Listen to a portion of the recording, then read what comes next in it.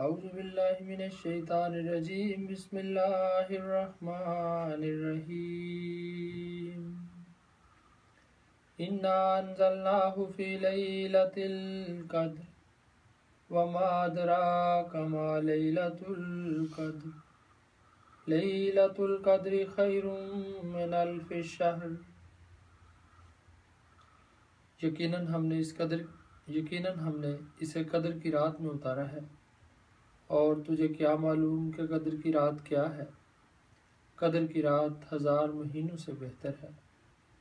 اللہم صلی علی محمد وعلی آل محمد کما صلیت علی ابراہیم وعلی آل ابراہیم انک حمید مجید۔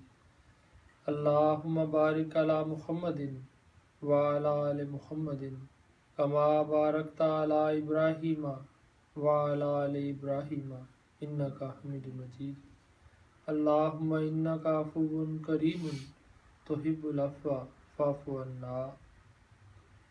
حضرت ابن عباس رضی اللہ عنہ سے مروی ہے کہ حضور صلی اللہ علیہ وسلم رمضان کے مہینے میں عام معمول سے بھی بہت زیادہ بڑھ کر سخاوت فرمایا کرتے تھے، اور جبرائیل رمضان میں ہر رات آپ سے آ کر ملاقات کیا کرتے تھے، یہاں تک کہ حضور صلی اللہ علیہ وسلم کی وفات ہو گئی۔ نبی کریم صلی اللہ علیہ وسلم جبرائیل کو قرآن سناتے، اور ان دنوں رسول اللہ صلی اللہ علیہ وسلم بارش لانے والی ہوا سے بھی زیادہ اپنے جود و کرم میں بڑھ جاتے تھے۔ آخری عشرے کی حضور صلی اللہ علیہ وسلم کی یہ خوبصورت کیفیات ہیں جو صحابہ نے بیان کی ہیں۔ ابھی درود شریف کے بعد جو دعا میں نے پڑھی، یہ دعا بھی آخری عشرے کے ساتھ مخصوص ہے، جو لیلۃ القدر کی تلاش کے موقع پر حضور صلی اللہ علیہ وسلم نے حضرت عائشہ کو سکھائی تھی۔ بس اس دعا کو بکثرت پڑھنا چاہیے۔ میں دوبارہ یہ دعا پڑھ دیتا ہوں کہ اللہم انک عفو کریم تحب العفو فاعف عنا۔ کہ اللہ تعالیٰ تو معاف کرنے والا ہے، تو کریم ہے، تو عفو کو پسند کرتا ہے، بس ہم سے بھی عفو کا سلوک فرما۔ سیدنا حضرت خلیفۃ المسیح رابع رحمہ اللہ حضرت ابن عباس کی مذکورہ والا حدیث کی تشریح بیان کرتے ہوئے فرماتے ہیں کہ رسول اللہ صلی اللہ علیہ وسلم رمضان کے دنوں میں اتنا زیادہ خرچ کیا کرتے تھے جیسے تیز ہوا ہوتی ہے، اور تیز ہوا بھی وہ جو جھکڑ میں تبدیل ہو جائے۔ یہ معنی دل پسند معنی ہے، مگر اس روایت میں اس موقع پر یہ معنی لینا کہ جبرائیل ایسی حالت میں ملتے تھے کہ آپ سخاوت میں اور لوگوں میں خرچ کرنے میں بہت تیزی دکھایا کرتے تھے، تو یہ معنی مناسب نہیں۔ وہ وقت ہی ایسا نہیں ہے جس میں باہر نکل کر غریبوں کو ڈھونڈا جائے اور ان پر کثرت سے خرچ کیا جائے۔ راتیں تو حضور صلی اللہ علیہ وسلم اور خدا کے درمیان کی راتیں تھیں۔ ان راتوں میں یہ کیسے ہو سکتا کہ جبرائیل جب قرآن کریم لے کر آتے تو آپ کو اس حال میں پائیں؟ یہ ناممکن ہے۔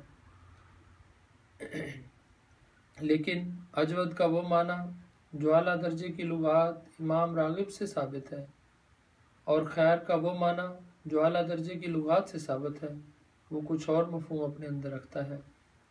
اجود اس شخص کو کہتے ہیں جو نیکیوں میں سب سے زیادہ بڑھ جائے، اور خیر حسنہ کو کہتے ہیں صرف مال کو نہیں، ہر بھلی بات جس کی مومن توقع رکھتا ہے اور خدا سے دعا کرتا ہے کہ یہ بھلائی مجھے نصیب ہو، اسے خیر کہا جائے گا۔ پس ان معنوں میں جب اس حدیث کو آپ دوبارہ پڑھیں گے تو بالکل ایک اور مضمون اور ایک اور جہان آپ کی آنکھوں کے سامنے ابھرے گا۔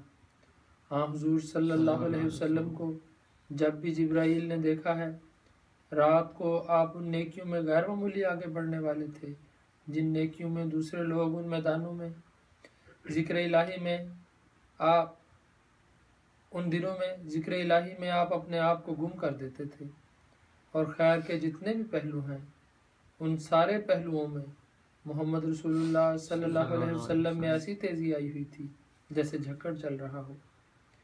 ان معنوں میں جبرائیل نے حضور صلی اللہ علیہ وسلم کو جب بھی دیکھا ہے، ہر نیکی میں اتنی تیزی آئی ہوتی تھی کہ جیسے جھکڑ چل رہا ہو، اور یہ تیزی ذکر الہی کی تیزی تھی، خدا کی ذات میں ڈوب جانے کی تیزی تھی۔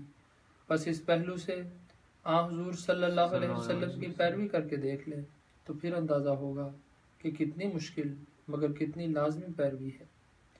مشکل تو یہ ہے کیونکہ یہ سفر بہت طویل ہے، ایک عام انسان کے لیے اس سفر کی آخری منازل کے لیے تصور بھی ممکن نہیں، لیکن یہ چند دن تو ہیں۔ ان دنوں میں اللہ تعالیٰ خود قریب آ جاتا ہے، اور یہ وہ دن ہیں جن میں رسول اللہ صلی اللہ علیہ وسلم کی پیروی بہت آسان کر دی جاتی ہے۔ وآخر دعوانا ان الحمد للہ رب العالمین۔